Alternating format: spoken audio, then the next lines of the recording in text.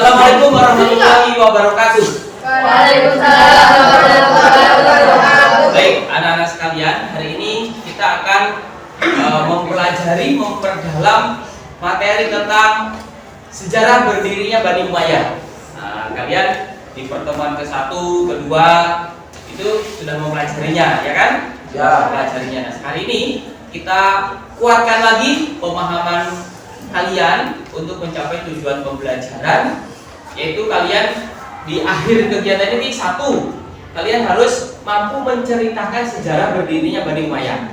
Ya. Kedua, menjelaskan perkembangan peradaban pada masa Bani Umayyah atau dinasti Bani Umayyah, ya, mulai dari 41 Hijriah sampai 132 Hijriah atau dalam tahun Masehnya 661 Masehi sampai 750 Masehi. Nah, itu nanti setiap periode waktu kamu nanti akan tampil di sini, memainkan perannya.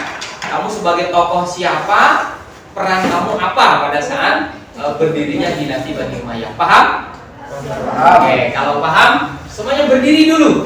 Berdiri. Kasih jarak, namanya kasih jarak.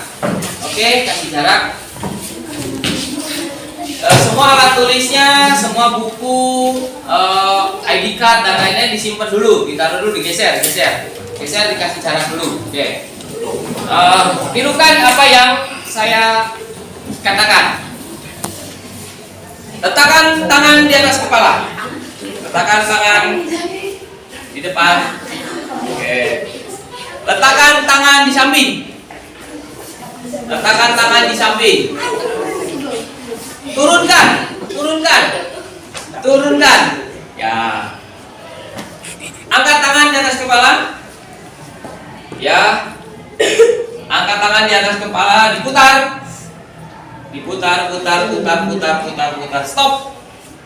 Stop. Pegang dagu.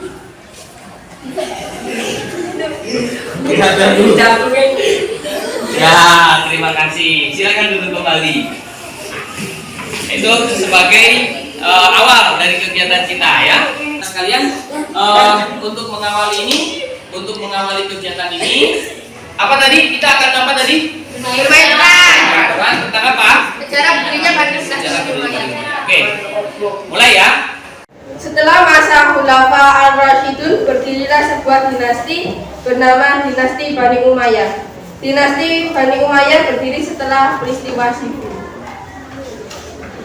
sebuah peperangan. Stop.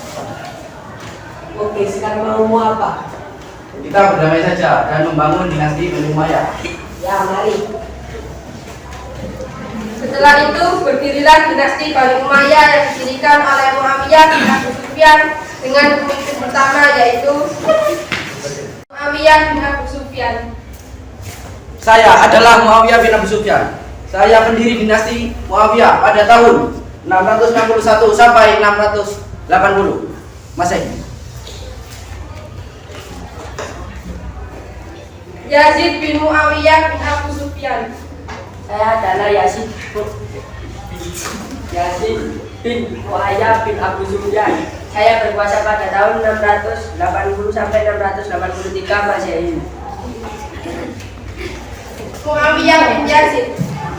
Saya adalah Muawiyah bin Yazid. Saya berkuasa pada tahun 683 Masehi sampai 684 Masehi. Marwan bin Hakam.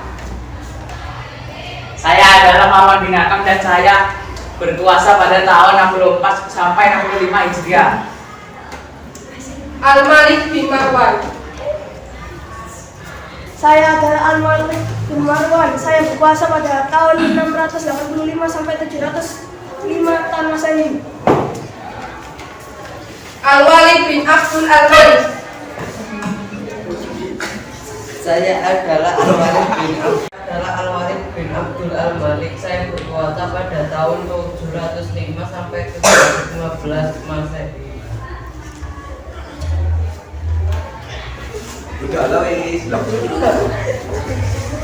Sulaiman bin Abdul Al-Malik. Saya adalah Sulaiman bin Abdul Malik.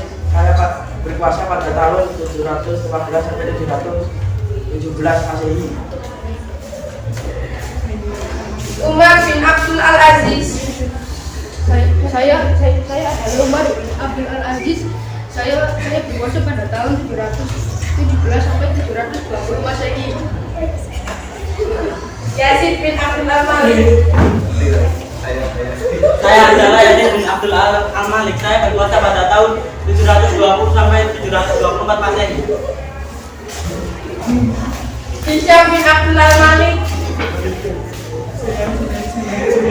Saya adalah Hisham bin Abdul Malik. Saya berkuasa pada tahun 724 Masehi sampai 743 Masehi.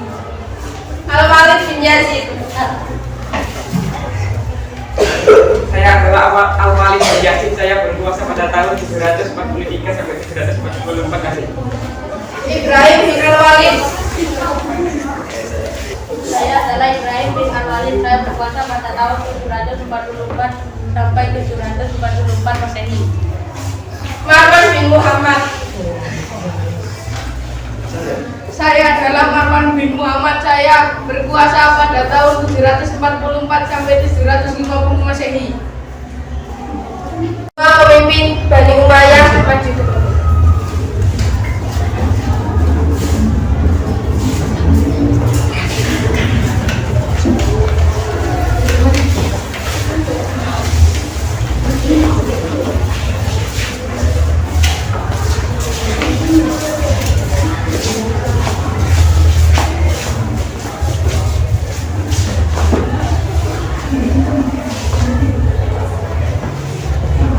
Mereka adalah pemimpin dinasti Bani Umayyah pada tahun 661 sampai 750 Masehi dengan perkembangan berbagai bidang.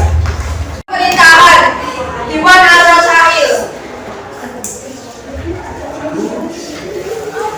Saya Diwan Al-Rasail.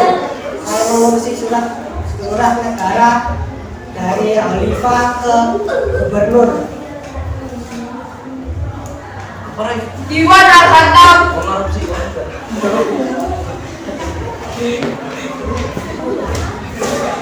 Saya adalah Diwan Al-Hakam, bertugas sebagai lembaga pencatat yang meregistrasi dan menyalin semua keputusan khalifah atau peraturan-peraturan pemerintah yang dikirim ke daerah. Diwan Al-Haraj.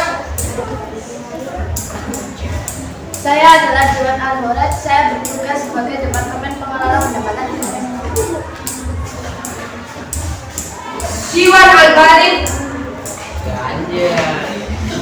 Saya adalah Diwan Al-Haraj. Saya bertugas mengirimkan informasi dari daerah ke pusat atau sebaliknya. Diwan Al-Jun.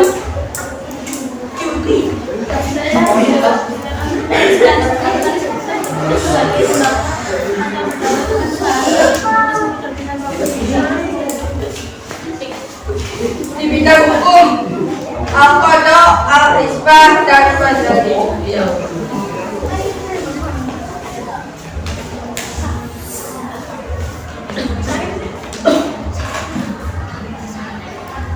Saya Al-Qadha.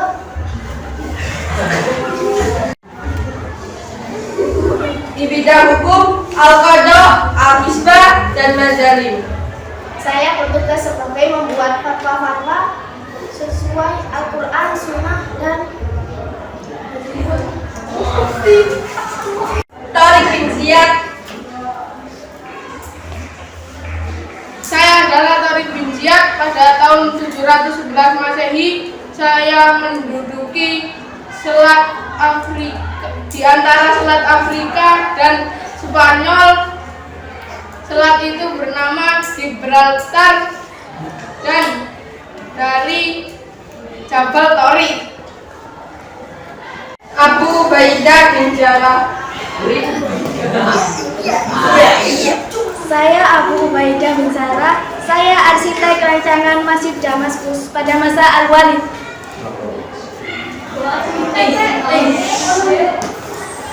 Pengelola Baitul Mal.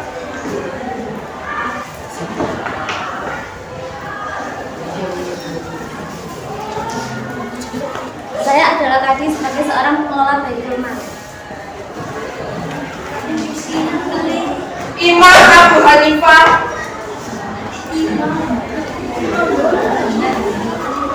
Saya adalah Imam Hanafi, tokoh pada masa Bani Umayyah. Saya menguasai di bidang tasawuf, hadis, dan di bidang tafsir. Imam Malik bin Anas.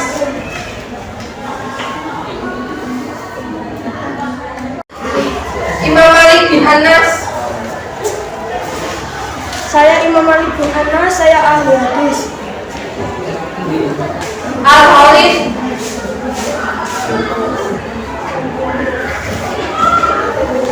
Saya sebagai Khalid pada pertemuan yang pertama kali memperjemahkan buku-buku berbahasa politik dan tentang astrologi, kimia, kedokteran. Abdullah bin Abbas. Abdullah bin Abbas. Saya adalah Abdullah bin Abbas. Saya orang pertama yang mendalami ilmu fikih di dalam di Mekah. Zaid bin Sabit.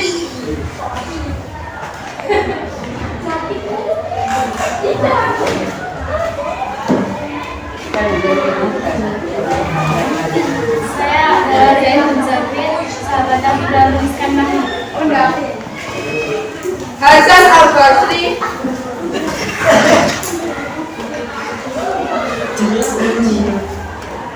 Hasan Al-Basri. Yang menjadi Hasan Al-Basri?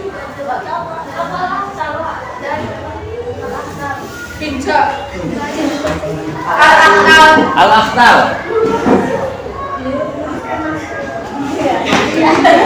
Saya adalah Al-Aqtal, dikenal sebagai penyair istana pada masa Abdul Al-Malik. Abdullah bin Mas'ud. Abdullah bin Mas'ud. Abdullah bin Mas'ud. Lewat. Rabi'ah Al-Adawiyah. Rabi'ah Al-Adawiyah ada? Demikian kisah dinasti Bani Umayyah, dan perhatikan nilai-nilai yang dapat dipetik dari kisah dinasti Umayyah pada masa. Dipersilahkan.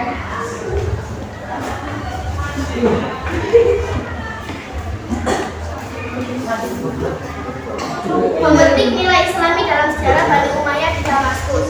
1. Meningkatkan keimanan dan ketakwaan kepada Allah Subhanahu wa Ta'ala. 2. Mencontoh semangat menuntut ilmu. 3. Mengembangkan budaya sesuai dengan ajaran Islam. 4. Menguatkan kesatuan dan kesatuan dengan tidak membeda-bedakan warna kulit, negara, suku, bangsa, dan lainnya. 5. Memiliki semangat untuk membela agama, bangsa, dan negara. 6. Menumbuhkan tanggung jawab dan dalam pelaksanaan tugas. 7. Mencontoh seorang pemimpin yang dicintai oleh rakyatnya. 8. Menumbuhkan semangat cinta tanah air dan membangun bangsa. Mbak, kalian Mas kelas 7D, Mbaknya dan Masnya ya, ini sebagai narator. Perasaannya kalian tadi ketika belajar bermain peran seperti ini gimana, Mbak? Senang, seru, terus? Bisa memahami Oke, kalau kalian gimana? Apa? Grogi, apa lagi? Biasa. Apa? Biasa. Apa? Biasa itu apa? Biasa aja. Biasa aja. Apa lagi, Mbak? Silakan, ada yang mau komentar boleh? Kamu kan kita tujuan pembelajarannya mampu menceritakan dan menjelaskan. Nah, dengan berbagi peran seperti ini, kamu bisa menceritakan nggak peran yang kamu tugas kalian kan berperan misalnya sebagai Muawiyah. Nah, kamu mampu menjelaskan atau mengatakan tugasnya diri kamu sebagai Muawiyah apa enggak? Coba tadi yang menjadi Muawiyah bin Abu Sufyan. Bisa menjelaskan Mas? Bisa ya? Peran kamu bisa menceritakan peran kamu tadi? Bisa ya? Oke. Yang menjadi ini agak susah panjang, 3 kata. Al-Qadha, Al-Misbah, dan Al-Mazali. Siapa tadi? Oke. Mbak, kamu bisa menyebutkan tugas kamu nggak tadi? Bisa ya? Apa tadi tugasnya? membuat apa? Apa sesuai dengan Al-Quran dan Sunnah istihad gitu ya. Oke. Sampai sebagai narator Pak, paling lama berdiri menyebutkan memanggil teman-temannya. Itu gimana? Mau lagi nggak kalau misalnya ada tugas bermain peran seperti ini? Mau lagi? Kamu sakit kemarin, sekarang sembuh. Mungkin gara-gara mau ikut bermain peran ini ya. Oke, alhamdulillah ya. Ternyata belajar bermain peran ini membawa hikmah. Mbak ini punya semangat untuk sembuh. Mudah-mudahan terus sembuhnya Mbak ya. Sehat terus semuanya. Amin. Dilahiri, angkat kananmu, angkat kirimu, kita lakukan lalu berdoa, alhamdulillah. Tidak, sekali lagi, ngomong kan? Angkat kananmu, angkat kirimu, kita lakukan berdoa, lalu berdoa, alhamdulillah. Bapak terima kasih. Untuk ini, hari ini mau bilang terima kasih. Alhamdulillahirabbil alamin. Pada pertemuan keempat ini, saya Kohan Supriyata bersama anak-anak kelas 7D telah melaksanakan pelajaran PAI dengan metode bermain peran untuk mendalami berdirinya untuk mendalami materi sejarah dinasti Bani Umayyah. Sebagaimana yang telah diungkapkan oleh anak-anak tadi, saya tanya di akhir kegiatan bagaimana perasaannya. Entah ada yang seru, ada yang senang, ada yang biasa saja gitu. Ya begitulah anak-anak. Terus terang saja, ketika saya mendesain pembelajaran dengan bermain peran seperti ini tidak karena begitu saja, tetapi karena saya menjawab tantangan. Terus terang saja, di kelas 7D ini peserta didik atau muridnya cukup aktif, kemudian juga fokus itu agak perlu perhatian yang lebih begitu, sehingga hal itu menjadi salah satu latar belakang. Yang kedua, heterogenitas cara belajar mereka juga kompleks begitu. Ada yang auditori, ada yang visual, ada yang kinestetik begitu. Nah, ketika 3 kali pertemuan, mulai dari bagaimana mereka memahami konsep pada alur mulai dari diri dan eksplorasi konsep, kemudian demonstrasi kontekstualnya dengan mereka memerankan dirinya sebagai tokoh yang ada di dalam dinasti Bani Umayyah ini, sampai pada akhirnya elaborasi pemahaman itu sebagai upaya atau langkah saya menyambungkan antara materi yang ada di buku dengan yang mereka pahami. Kemudian koneksi antar materi ini kan ada tiga materi, ada 3 tahapan atau 3 subbab dalam sejarah peradaban. Sejarah berdirinya dinasti Bani Umayyah. 1, bagaimana sejarah dinasti Bani Umayyah itu berdiri. Yang kedua, bagaimana perkembangan yang terjadi pada masa dinasti Bani Umayyah di Damaskus. Yang ketiga, nilai-nilai yang dapat dipetik dari sejarah berdirinya Bani Umayyah itu apa.